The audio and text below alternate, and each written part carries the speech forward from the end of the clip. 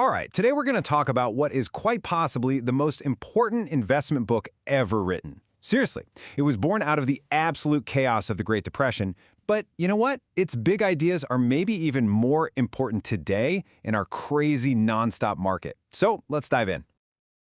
This quote just nails it, doesn't it? It perfectly sums up the challenge we all face today. We are just drowning in a 24/7 fire hose of financial news, of market noise. And all of it, every single bit, is designed to do one thing: grab your attention. It makes it almost impossible to think clearly for yourself, to step back from that herd mentality. And that really gets to the heart of the problem, right? When it feels like everyone is shouting at you, how on earth do you find the actual signal in all that noise? How are you supposed to make smart, rational decisions when the market itself just seems to be running on pure emotion and, short-term craziness? Well, the answer, and this is pretty incredible, comes from a time of even greater financial chaos. We're talking about Benjamin Graham and David Dodd's classic Security Analysis. And look, this isn't just some dusty old book. It's a rock-solid, disciplined framework for thinking about markets, about value, about risk, and it was created at the exact moment the world needed it most. Now, to really get why this book is so powerful, you've got to understand the world it was born into. This wasn't some academic ivory tower exercise. Graham and Dodd were staring into the abyss, trying to bring some kind of order and logic to a financial system that had just completely imploded. I mean, just look at this timeline. The market peaked in 1929, and by 32, the Dow had lost almost 90% of its value. Can you even imagine? Unemployment shot up to over 25%. It was a complete disaster. And it was out of that financial wreckage that Graham and Dodd built a whole new way of thinking. They created a system that wasn't based on flimsy speculation and hope, but on stone-cold caution, deep analysis, and unwavering discipline. It was a framework designed to survive the absolute worst thing that could possibly happen. And this leads us to their very first and honestly most fundamental idea. It all boils down to one simple question you have to ask yourself: are you an investor or are you a speculator? Because for Graham and Dodd, these two things are worlds apart. They're not even in the same universe. So here's their official definition, and trust me, every single word here counts. Let's break it down. First up, thorough analysis. That means you're actually doing the homework. You're digging into the business, the earnings, the debt. You're not just going with a gut feeling. Second, safety of principle. This is huge. It means your number one job is to not lose your money. And third, an adequate return. Notice they don't say a mind-blowing return, just an adequate, satisfactory one. If an operation doesn't check all three of those boxes, well, in their book, that's pure speculation. And this chart here just lays it all out so clearly. The investor, they're buying a piece of a real business. The speculator is just betting on a ticker symbol going up or down. One uses thorough analysis, the other is all about prediction and trying to time the market.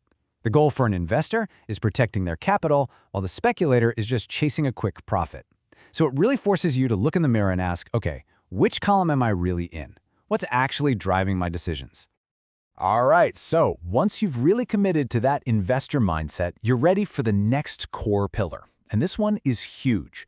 It's all about understanding the massive difference between price and value. Here's the key takeaway.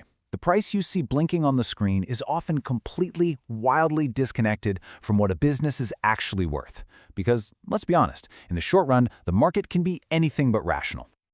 Oh man, the story of Internet Capital Group from the dot-com bubble is just a perfect and really painful example of this. So check this out. The company IPO'd in August 1999 at $6 a share. By December of that same year, it was trading at $170 a share. That gave it a valuation of $46 billion. The market wasn't valuing a real business here. It was doing exactly what the book warns against. It was capitalizing hope. And, well, you can guess what happened next. When that hope disappeared, poof, so did the price. So the big question is, how do you figure out what that true value is? Well, Graham and Dodd have a great way of looking at it. They argue you don't have to be precise down to the last decimal point. And this quote from the book is just a brilliant analogy for that idea. It's like, you don't need to know a man's exact weight to tell that he's overweight, right? You can just see it. And it's the same with a stock. You don't need to calculate a company's intrinsic value down to the penny to recognize when its market price is just obviously, completely, absurdly out of whack. Okay, so let's recap. You've got the investor mindset, not the speculator one. You're focused on finding those big gaps between price and value. But how do you actually protect yourself from being wrong? How do you shield yourself from the market's craziness? Well, that brings us to the next pillar, and it's a concept that Warren Buffett himself calls the 3 most important words in all of investing.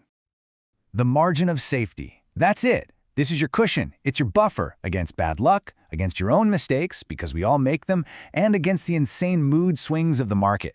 It's actually a pretty simple idea, but it is so powerful. Here's how it works. Step 1. You do the hard work to figure out what a business is truly worth, its intrinsic value. Step 2. You look at the market price, what everyone else is willing to pay for it right now. And then step 3, you demand a discount. You only pull the trigger and buy when the price is significantly below what you think it's worth. That gap, that discount, that is your margin of safety. It's what protects your downside. All right, so let's kind of pull back and see how all these pieces fit together into one cohesive philosophy. Because when you combine these 3 big pillars, having an investor's mindset, focusing on value over price, and always demanding a strict margin of safety, what you end up with is a complete, battle-tested framework for navigating the markets with real discipline. So what does this all add up to? Well, it's basically a powerful code for success. It means you've got to think like a business owner, not some day trader. It means understanding that the market is there to serve you, to offer you opportunities, not to tell you what to do. It's about always demanding that margin of safety. And it's about avoiding the temptation to bet on pure guesswork and hope. Look, true investing takes discipline and it takes patience. But it's this exact approach that has worked for the world's best investors for decades. And I think this final quote just says it all perfectly. You may not get rich quick, you are likely to get rich slowly. This whole philosophy, it isn't some get-rich-quick scheme. It's the exact opposite. It's a slow, steady, methodical approach. It's designed to first protect what you have and then compound it steadily over a long time. It's about actually building wealth, not just gambling and hoping for the best. So we'll leave you with one final question to think about. The names of the companies change. The technology is completely different. The tickers are new, but the core principles from security analysis are absolutely timeless. You know why? Because human nature never changes. The greed and the fear that really drive the market, that stuff is eternal.